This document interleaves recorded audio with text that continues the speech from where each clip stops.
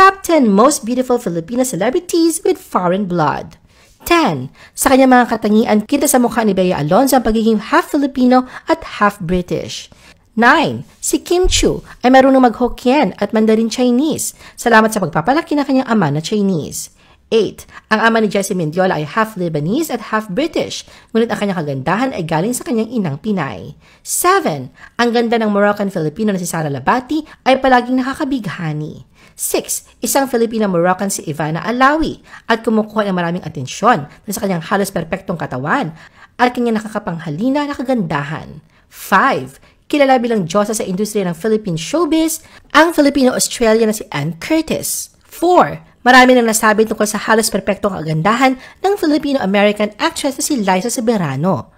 3. Ang kapuso primetime queen na si Marian Rivera ay pinanganak sa isang ama na Spanish at inang Pinay.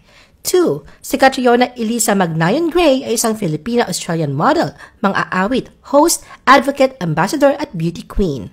1. Si Pia Wurtzbach ay pinanganak sa Stuttgart, Germany at lumaki sa Cagayan de Oro. Ang kanyang ama ay isang German at ang kanyang ina ay Pilipina.